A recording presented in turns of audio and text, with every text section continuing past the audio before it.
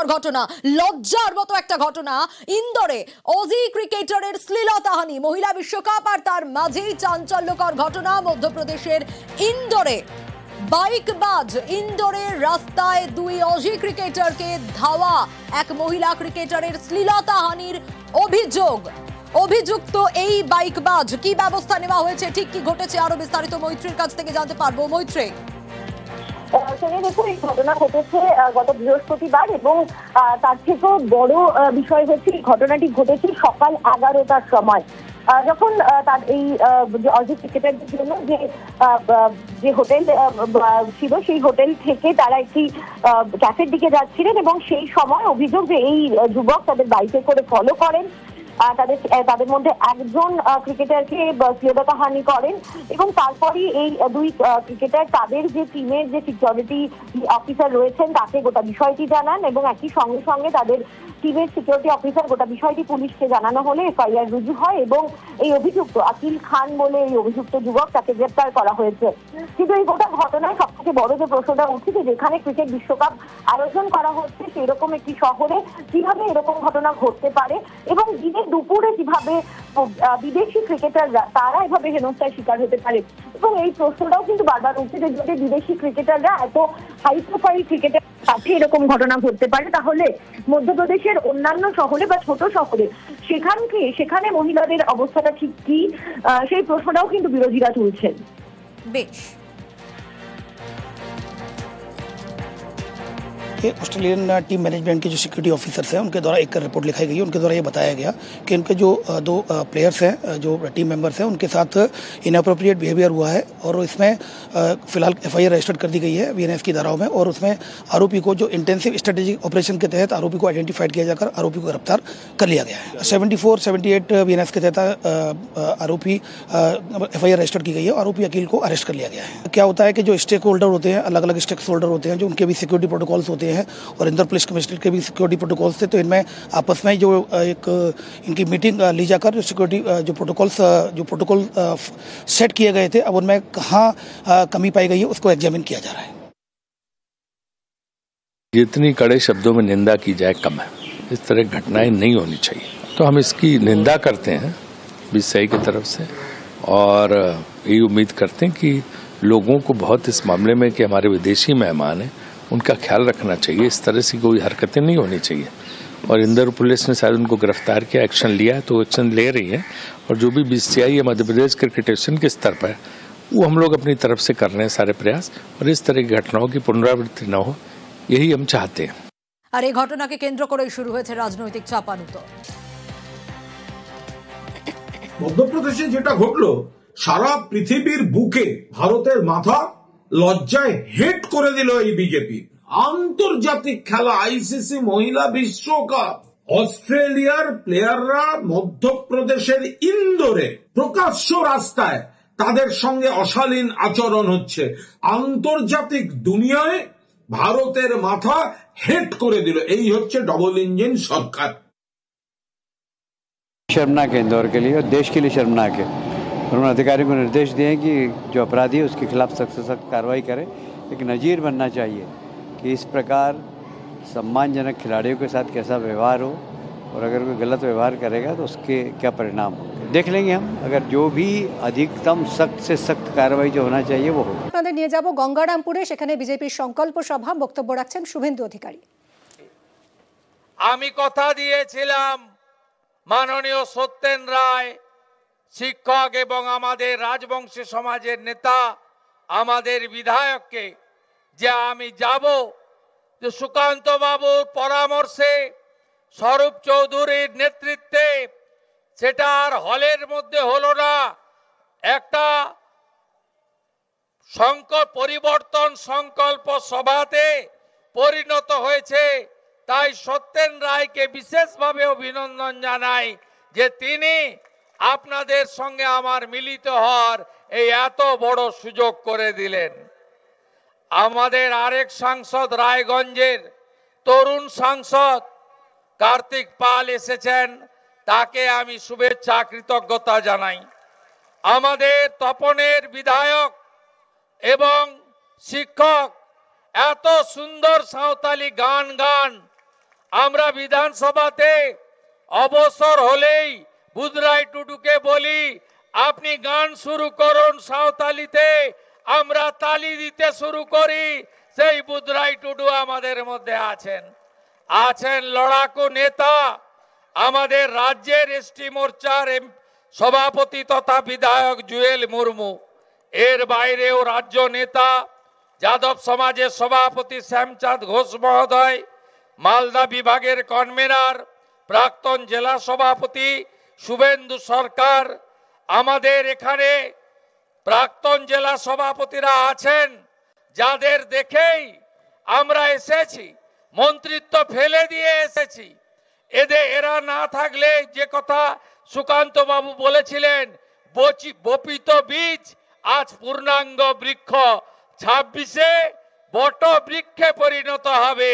এই লোকেরা হলেন আমাদের আসল, যারা ভিত তৈরি করে দিয়ে গেছেন মহাবীর প্রসাদ সারগী, প্রণব চৌধুরী, গৌতম চক্রবর্তী এবং বিনয় বর্মন।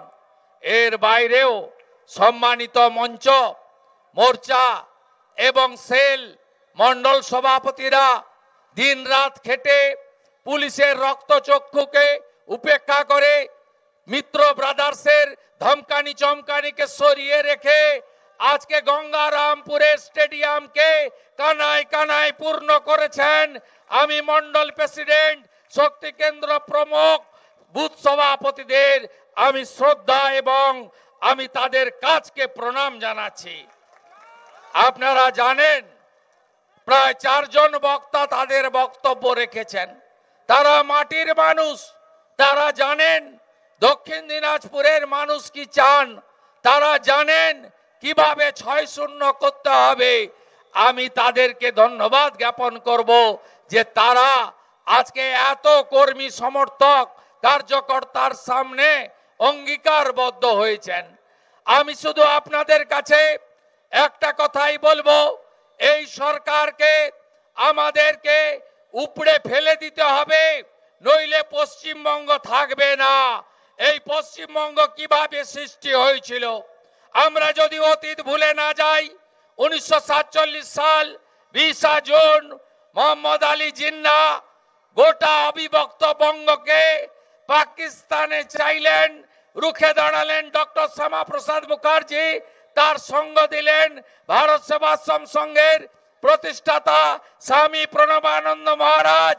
সেদিন তারা বললেন না, আমরা বাঙালি হিন্দু মেজরিটি, আমরা পাকিস্তানে যাব না, আমরা কলকাতা দেব না। রাজ্য বিধানসভায় রেজুলেশন এলো, রেজুলেশনের পক্ষে যারা হিন্দু আইনসভার সদস্য ছিলেন ডক্টর শ্যামাপ্রসাদ মুখার্জির নেতৃত্বে, তারা 58 জন ভোট দিলেন আমরা ভারতে থাকব। আর 21 জন আইনসভার সদস্য যারা মুসলিম ছিলেন তারা বললেন না, আমরা এর বিরুদ্ধে, আমরা পাকিস্তানে যাব। আজকে বাঙালি হিন্দুর হোমল্যান্ড, এটা বাঙালি হিন্দুর হোমল্যান্ড, এটা কি আজকে আছে? যে কথা সুকান্ত মজুমদার মহোদয় বলছিলেন যে ভারতীয় মুসলিম, আপনাদের নিয়ে আমাদের কোনো সমস্যা নেই। আমি বক্তৃতা করতে উঠলেই আপনারা ভাবেন যে এ মনে হয় আমাদের বিরুদ্ধে কিছু বলল। সবচেয়ে বেশি অস্বস্তিতে আমাদের সংখ্যালঘু মোর্চার লোকেরা থাকেন। আমি বরাবরই বলি আমি মুসলিম ভোট চাই না, এ কথা কোনোদিন বলি না। আমি যেটা ধ্রুব সত্য বলি যে আমরা মুসলিম ভোট পাই না।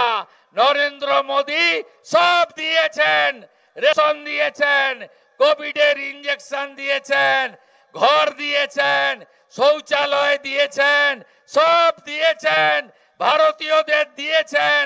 জাত দেখেননি, ধর্ম দেখেননি, ভোট ব্যাংক দেখেননি।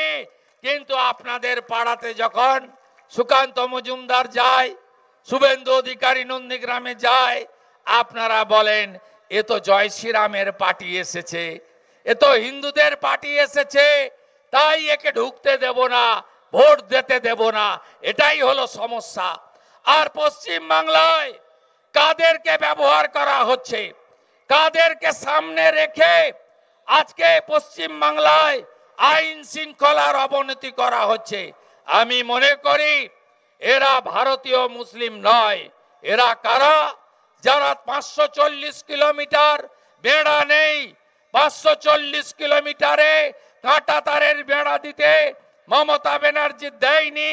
হু করে বাংলাদেশের মুসলমান এবং বার্মা থেকে কক্সবাজার হয়ে রোহিঙ্গারা এই পশ্চিমবঙ্গে ঢুকে ল্যান্ড জেহাদ, লাভ জেহাদ, ধর্ম জেহাদ, ভোট জেহাদ করে পশ্চিম বাংলাকে বদলে দেওয়ার চেষ্টা করছে। আপনি বলুন তো, এই দক্ষিণ দিনাজপুর জেলায় আজকে যারা বর্ষিয়ান, আজকে থেকে 20-25 বছর আগে এই জেলার ডেমোগ্রাফি কি ছিল? আজকে এই জেলার ডেমোগ্রাফি কি হয়েছে? হরিরামপুর আর মাত্র কয়েক মাস, 2-1 বছর লাগবে আপনার হাতের বাইরে যাবে। আপনার হাতের বাইরে কুমারগঞ্জ যাবে, আপনার হাতের বাইরে কুশমন্ডি যাবে। আপনি শুধু দেখতে থাকবেন।